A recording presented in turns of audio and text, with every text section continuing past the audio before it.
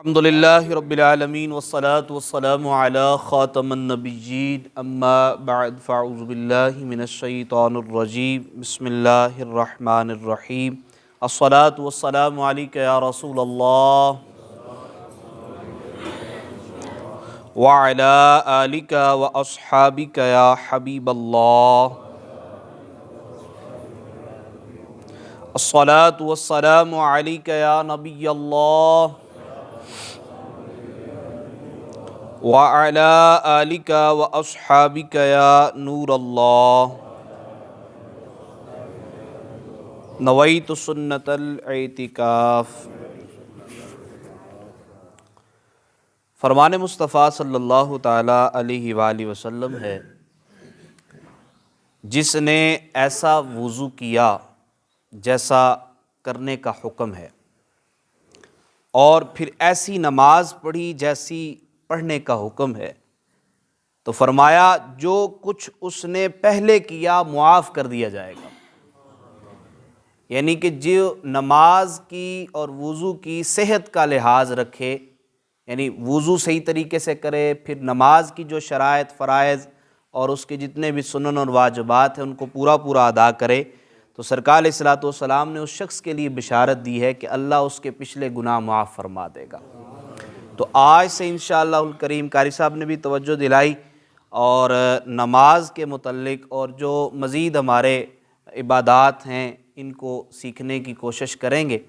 اور سب سے پہلے ہم آج نماز کی شرائط جو ہیں کہ جن کو قائم کرنے سے، جن کی پہلے تیاری ہونے سے نماز قائم ہوتی ہے، نماز پڑھنے سے پہلے کچھ ایسے عوامل ہونے چاہیے، پورے ہونے چاہیے کہ جس سے نماز قائم ہوتی ہے، تو وہ آج انشاءاللہ آپ کے سامنے ڈسکس کرنے ہیں اور انشاءاللہ ثنا بھی آج پڑھائی جائے گی۔ تو نماز کی 6 شرائط ہیں۔ کتنی شرائط ہیں؟ 6 شرائط ہیں، اور یہ وہ شرائط ہیں کہ ان میں سے اگر ایک بھی مس ہو گئی تو ہماری نماز قائم نہیں ہوگی۔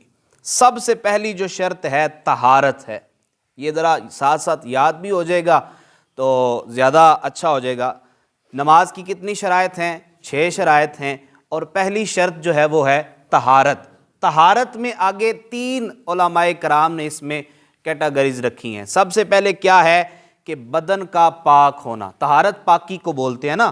سب سے پہلے ہے کہ بدن کا پاک ہونا، یعنی اگر ہم پہ غسل فرض ہے، جو کہ پیچھے بیان کیا گیا کہ کن کن صورتوں میں غسل فرض ہوتا ہے، اگر غسل فرض ہے تو غسل کیا جائے، اگر وضو ہمارا نہیں ہے تو وضو کیا جائے، یہ چیزیں آتی ہیں بدن پاک ہونے میں۔ اور دوسری جو طہارت میں کیٹیگری آتی ہے وہ ہے لباس کا پاک ہونا۔ پہلا ہے بدن کا پاک ہونا اور دوسرا ہے لباس کا پاک ہونا، یعنی لباس جو ہم نے پہنا ہوا ہے اس پر کسی قسم کی کوئی بھی غلاظت یا نجاست نہ لگی ہو، پاک ہونا چاہیے۔ اور تیسری جو طہارت میں کیٹیگری بیان کی گئی ہے وہ یہ ہے کہ جس جگہ پہ ہم نماز پڑھ رہے ہیں اس جگہ کا بھی پاک ہونا۔ اچھا، عموماً مساجد میں پاکی کا اہتمام کیا جاتا ہے، یعنی کہ نسبتاً بلکہ ہر مسجد میں یہ اہتمام ہوتا ہے کہ جہاں ہم نماز پڑھنی ہوتی ہے، جہاں ہم نے سجدہ کرنا ہوتا ہے، جہاں ہم نے قیام کے لیے کھڑا ہونا ہوتا ہے، تو وہاں جگہ ماشاءاللہ کارپیٹ ہوتا ہے، صفائی ستھرائی کا اہتمام کیا جاتا ہے۔ تو یہ مسئلہ وہاں زیادہ غور طلب ہوتا ہے کہ جب ہم مسجد کے علاوہ نماز پڑھتے ہیں، مثال کے طور پر گھر پہ نماز پڑھتے ہیں، یا سفر میں ہیں تو کسی سڑک پر ہم نماز پڑھ رہے ہیں، یا کوئی ایسی جگہ آ گئی کہ جو مسجد سے ہٹ کر ہے، تو اس میں یہ ہے کہ جس جگہ پہ ہم نے سجدہ کرنا ہے یا جس جگہ پہ کھڑے ہو کے ہم نے قیام کرنا ہے، کم از کم وہ حصہ پاک ہو۔ یہ طہارت میں 3 چیزیں آتی ہیں، بدن کا پاک ہونا، لباس کا پاک ہونا اور جگہ کا پاک ہونا۔ اچھا، دوسری جو شرط بیان کی گئی نماز قائم کرنے کے حوالے سے وہ یہ ہے کہ ستر عورت۔ اب یہ مرد کے لیے الگ حکم ہے اس کا اور عورت کے لیے الگ حکم ہے۔ آپ مرد ہیں، آپ کے متعلقہ یہ ہے کہ ناف سے لے کر ہمارے گھٹنوں تک اتنا حصہ کم از کم چھپا ہونا فرض ہے، اتنا حصہ کم از کم چھپا ہونا فرض ہے۔ اب وہ واجبات بھی اس میں آ جاتے ہیں کہ اگر آپ نے بازو یہ جس طرح قمیض پہنی ہوئی ہے تو اگر اس طریقے سے آپ اوپر فولڈ کرتے ہیں تو اس طرح وہ واجبات ترک کرنے میں آ جاتا ہے، ٹھیک ہے، مکروہ والا معاملہ ہوتا ہے۔ بہرحال ہم فرائض کی طرف بڑھ رہے ہیں، جب نماز کا عملی طریقہ بیان کیا جائے گا تو اس میں بھی انشاءاللہ تفصیلاً اس پر بات ہوگی۔ پہلی شرط کیا ہے؟ طہارت۔ طہارت میں آگے 3 کیٹیگری بیان کی گئی کہ بدن کا پاک ہونا، لباس کا پاک ہونا اور جگہ کا پاک ہونا، اور دوسری شرط ہے ستر عورت، یعنی وہ حصہ چھپانا جس کو چھپانا فرض ہے مرد کے لیے اور عورت کے لیے۔ تیسرا جو شرط بیان کی جاتی ہے نماز کی، وہ یہ ہے استقبال قبلہ، یعنی نماز پڑھنے سے پہلے پاک ہونا، پھر اس کے بعد یہ ہے کہ اپنا بدن کو چھپانا جتنا حصہ چھپانا ہے، اور تیسرا یہ ہے کہ ہمارا منہ جو ہے وہ قبلے کی طرف ہو۔ اچھا، اس میں ایک اہم مسئلہ بڑا مفتی صاحب نے بھی توجہ دلائی ہے کہ جب ہم نے نماز پڑھنی ہے اور اپنا منہ قبلے کی طرف کرنا ہے، نیت یہ نہیں کرنی کہ میں کعبے کو سجدہ کر رہا ہوں۔ یہ بڑی امپورٹنٹ مسئلہ ہے، کچھ ہمارے بزرگ جو ہیں اس چیز کو سمجھیں گے تو زیادہ فائدہ ہوگا کہ جب آپ نے قبلے کی نیت کرنی ہے، یہ صرف ہمیں سمت دی گئی ہے کہ قبلے کی طرف منہ کرنا ہے، کعبے کو سجدہ نہیں کرنا بلکہ اللہ کو سجدہ کرنا ہے۔ یعنی یہ نہ سمجھا جائے کہ ہم نے کعبے کی طرف منہ کیا ہوا تو ہم کعبے کو سجدہ کر رہے ہیں۔ یہ ایک سمت ہے، یہ ایک رخ ہے کہ ہمارا جو سجدے کے دوران، اپنی قیام رکوع سجود کے دوران ہمارا جو سمت ہے وہ قبلے کی طرف ہو، لیکن سجدہ جو ہے وہ کس کو کرنا ہے؟ اللہ ہی کو کرنا ہے۔ اچھا جی، یہ بات یعنی قبلے کی طرف منہ ہونا۔ اب بعض جگہ ایسی آ جاتی ہیں، ویسے آج کل کا جیسا اینڈرائڈ کا دور ہے، موبائلوں کا دور ہے، تو موبائل سے ہم سمت وغیرہ معلوم کر سکتے ہیں۔ ہاں، اگر بائی چانس ایسی ہم علاقے میں چلے جاتے ہیں کہ کوئی قبلہ بتانے والا بھی کوئی نہیں ہے اور قبلہ پتہ بھی نہیں چل رہا، تو اس کے لیے علماء کرام یہ کہتے ہیں کہ آپ چاروں طرف دیکھیں، جس سمت میں آپ کا دل مطمئن ہو کہ اس طرف ہوگا قبلہ، تو اس طرف منہ کر کے نماز پڑھ لیں تو آپ کی نماز ہو جائے گی۔ جی، یہ میں نے آپ کے سامنے 3 شرائط رکھ دی ہیں۔ پہلی شرط ہے طہارت، دوسری شرط ہے ستر عورت، اور تیسری شرط ہے استقبال قبلہ۔ چوتھی شرط جو علماء کرام نے نماز کی بیان کی ہے وقت ہے، اور یہ بڑی ہی امپورٹنٹ ہے، اور اس میں ہم بہت ساری غلطیاں بھی کرتے ہیں، وہ میں آپ کے سامنے رکھوں گا۔ وقت یعنی جو ہم نماز پڑھ رہے ہیں، فجر کی پڑھ رہے ہیں، ظہر کی پڑھ رہے ہیں، عصر کی پڑھ رہے ہیں، مغرب کی پڑھ رہے ہیں یا عشاء کی پڑھ رہے ہیں، یہاں تک کہ اگر ہم نوافل بھی پڑھ رہے ہیں، مثلا تہجد کے نوافل پڑھ رہے ہیں، تو اس کے لیے بھی ایک وقت ہے۔ جو نماز پڑھ رہے ہیں اس نماز کا وقت ہونا ضروری ہے۔ اچھا، اب کچھ ایسے اوقات ہیں کہ جن میں نماز نہیں پڑھی جاتی، یہ بھی بڑا امپورٹنٹ مسئلہ ہے۔ مکروہ وقت جن کو ہم بولتے ہیں، یا کچھ ہمارے بزرگ زوال کا وقت بولتے ہیں، تو زوال یا مکروہ اوقات 3 ہیں۔ کتنے ہیں؟ 3۔ یہ امپورٹنٹ ہے، یہ ذرا سن لیجئے گا کہ پہلا جو مکروہ وقت ہے جس میں ہم سجدے والی نماز نہیں پڑھ سکتے، یا بعض دفعہ علماء کرام نے نماز جنازہ سے بھی منع فرمایا ہے کہ ان اوقات میں نماز جنازہ سے بھی اجتناب کیا جائے۔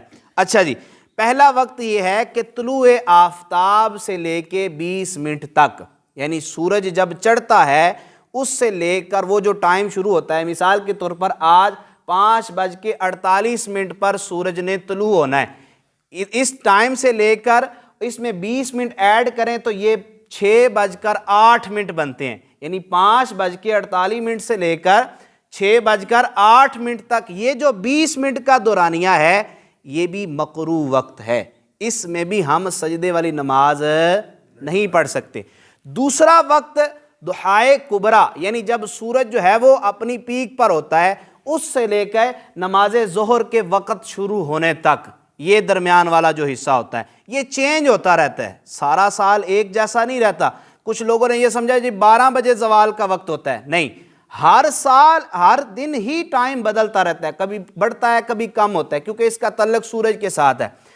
تیسرا جو وقت ہے یہ اکثر لوگوں کو علم نہیں ہے، یہ ذرا غور کیجئے گا کہ اذان مغرب یعنی مغرب کا وقت شروع ہونے سے 20 منٹ پہلے کا جو وقت ہے یہ بھی مکروہ وقت ہے۔ مثلا آج اگر ہماری مغرب 6:28 پر شروع ہو رہی ہے، مغرب کا وقت شروع ہو، اگر مثال کے طور پر، تو اس میں 20 منٹ مائنس کریں تو اٹس مین 6:08 سے لے کر 6:20 تک 28 منٹ تک یہ جو 20 منٹ کا دورانیہ ہے یہ بھی مکروہ وقت ہے، اس میں بھی نماز پڑھنے سے منع کیا گیا ہے سجدے والی نماز سے۔ اچھا اس میں کیا ہے، اگر آج کے دن کی اگر عصر کی نماز رہتی ہے ہماری لیٹ ہوگی تو پھر ہم مکروہ وقت میں پڑھ سکتے ہیں، البتہ اس کے علاوہ کوئی اور نماز ہم نہیں پڑھ سکتے۔ یہ ایک بڑا امپورٹنٹ مسئلہ آپ کے سامنے رکھا، دہرا لیتے ہیں۔ نماز کی شرائط 6 ہیں۔ پہلی شرط طہارت، دوسری شرط ستر عورت، دوسری شرط ستر عورت، تیسری شرط استقبال قبلہ، اور چوتھی شرط وقت ہے، یعنی جو نماز پڑھنی ہے اس کا وقت ہونا ضروری ہے۔ نہ ہم پہلے پڑھ سکتے ہیں، اگر وقت شروع ہونے سے پہلے پڑھیں گے پھر بھی ہماری نماز نہیں ہوگی۔ اچھا جی، 5ویں شرط ہے نیت کا ہونا۔ اچھا وقت کا بھی ہم اکثر خیال رکھ لیتے ہیں، اچھا نیت کا بھی بڑا امپورٹنٹ مسئلہ ہے۔ جو ہم نماز پڑھ رہے ہیں اس کا نیت ہونا، میں کیا پڑھ رہا ہوں، میں فرض پڑھ رہا ہوں، میں نفل پڑھ رہا ہوں، میں امام صاحب کے پیچھے ہوں، میں سنتیں پڑھ رہا ہوں، میں تراویح پڑھ رہا ہوں، میں کوئی بھی آپ نماز پڑھ رہے ہیں اس کی نیت کا ہونا ضروری ہے۔ اچھا نیت کا ادنا حکم پتہ کیا ہے، اگر آپ سے بندہ کو پوچھے، مثلا آپ نماز پڑھ رہے ہیں یا نماز پڑھ چکے ہیں، آپ سے بندہ کو پوچھے کیا پڑھا ہے تو آپ فوراً بتا دیں کہ میں نے فرض پڑھے ہیں۔ اگر آپ سوچ میں پڑھ گئے تو پھر آپ کی نماز نہیں ہوگی، یعنی کہ نیت اتنی پکی ہونی چاہیے، لازمی نہیں کہ زبان سے ہی ادا کیا جائے بلکہ دل میں ہی ارادہ کر لے تب بھی آپ کی نیت ہو جائے گی۔ اچھا اب جو امپورٹنٹ مسئلہ آپ کے سامنے میں رکھنے لگا ہوں، آپ نے نماز شروع کر دی، اللہ اکبر، مفتی ہاشم صاحب نے اپنی کتاب میں یہ لکھا ہے کہ اللہ کے بعد اکبر سے پہلے اگر نیت کی، یعنی اللہ اب نیت کی، اللہ کہنے کے بعد نیت کی کہ میں 2 رکعت نماز جو ہے وہ فرض پڑھ رہا ہوں فجر کے، تو اب اکبر کہا تو فرمایا تمہاری نماز نہیں ہوگی۔ یہ بڑا امپورٹنٹ مسئلہ ہے، اکثر ہم جی آتے ہیں جی اللہ اکبر کر کے، کوئی پتہ نہیں کیا پڑھ رہے ہیں، کیا ہو رہا ہے کیا نہیں ہو رہا۔ جب نماز پڑھنی ہے، ویسے ہمارے ماشاءاللہ امام صاحب کی یہ نیت بڑے اچھا یہ طریقہ ہے کہ آپ نیت کے لیے وقت دیتے ہیں، اکثر جگہوں پہ یہ اہتمام نہیں ہوتا۔ ماشاءاللہ ہمارے مفتی صاحب جہاں اپنے خرم صاحب یہ وقت دیتے ہیں نیت کے لیے۔ تو کیا ہے کہ جب آپ نے تکبیر ہو جانی ہے، اقامت ہو جانی ہے، تو اس کے بعد فوراً آپ نیت کرنا شروع کر دیں۔ جب نیت مکمل کر لیں تو پھر آپ اللہ اکبر کہہ کے ہاتھ باندھیں۔ اگر آپ نے ہاتھ باندھ لیے تو پھر جو ہے مفتی ہاشم صاحب کے متعلق کے جو ہے فتوے کے مطابق کہ وہ آپ کی نماز نہیں ہوگی۔ اچھا جی، اگلی جو 6ٹھی شرط ہے وہ تکبیر تحریمہ ہے، یعنی نماز شروع کرنا، یعنی اللہ اکبر کہہ کے اپنے ہاتھوں کو باندھنا، یہ بھی نماز کی شرط ہے۔ اللہ رب العالمین ہم سب کو عمل کرنے کی توفیق عطا فرمائے۔ ان شرائط کو ذرا دہرا لیں گے تو زیادہ اچھا ہوگا۔ پہلی شرط کیا ہے؟ طہارت۔ دوسری شرط کیا ہے؟ ستر عورت۔ تیسری شرط کیا ہے؟ استقبال قبلہ۔ چوتھی شرط کیا ہے؟ وقت۔ 5ویں شرط کیا ہے؟ نیت۔ اور 6ٹھی شرط ہے تکبیر تحریمہ۔ اللہ پاک ہم سب کو عمل کرنے کی توفیق عطا فرمائے۔ آئے جی ہم ذرا نماز دہرا لیتے ہیں۔ سبحانک اللہم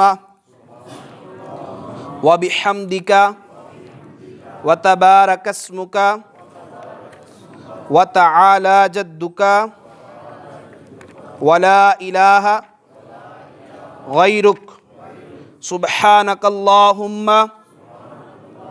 وبحمدک وتبارک اسمک وتعالی جدک ولا الہ غیرک سبحانک اللہم